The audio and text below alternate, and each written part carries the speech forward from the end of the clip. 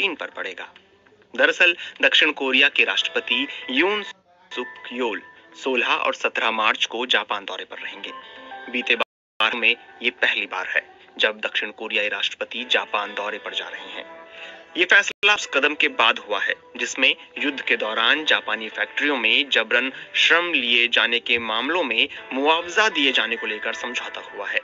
दोनों देशों के बीच इस मुद्दे पर विवाद रहा था, जो अब समाधान की दिशा में बढ़ा है। दोनों देशों के प्रमुखों के बीच बैठक का एजेंडा क्या होगा, ये फिलहाल तय नहीं है। खबरों की माने तो जापान की सरकार यून सुक योल को मई में होने वाले G7 समिट में बुलाने पर विचार कर रही है।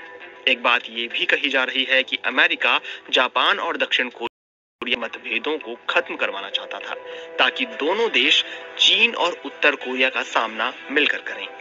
दूसरे विश्व युद्ध के बाद दक्षिण कोरिया और उत्तर कोरिया दो अलग अलग देश बने। इस विभाजन के बाद से दोनों देशों ने अपनी अलग अलग राह चुनी।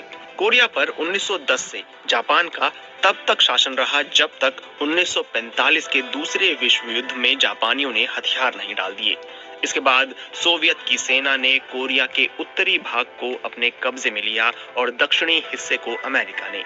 इसके बाद उत्तरी और दक्षिणी कोरिया में साम्यवाद और लोकतंत्र को लेकर संघर्ष शुरू हुआ। इसका नतीजा ये हुआ कि दोनों के बीच एक युद्ध हुआ। दोनों देशों के बीच जून 1950 में संघर्ष शुरू हो गया। अमेरिकी सेना के साथ 15 अन्य देश दक्षिण कोरिया के साथ आए और DPRK का साथ रूसी और चीनी सेना ने दिया। 1953 में यह युद्ध खत्म हुआ और दो स्वतंत्र राष्ट्र बने।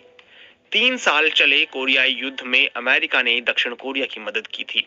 युद्ध में करीब 25 लाख लोगों की मौत हुई थी। उत्तर कोरिया से तनाव और फिर अमेरिकी मदद से शुरू हुआ सिलसिला आज भी जारी है।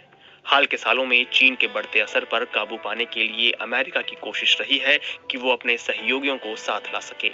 समाचार एजेंसी रॉयटर्स के मुताबिक अमेरिका ने दोनों देशों पर विवाद सुलझाने का दबाव बनाया था। अमेरिका ने हालिया ऐलान को ऐतिहासिक बताया है, हालांकि कई पीड़ितों ने समझौते को खारिज किया। यून के दफ्तर ने जानकारी दी कि अमेरिकी राष्ट्रपति जो बाइडेन 26 अप्रैल को दक्षिण कोरियाई राष्ट्रपति से अमेरिका में मिलेंगे।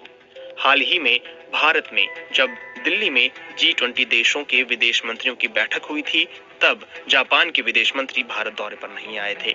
दक्षिण कोरिया ने भी 24 फरवरी को ही घोषणा कर दी थी कि उसके उप विदेश मंत्री इस बैठक में जाएंगे।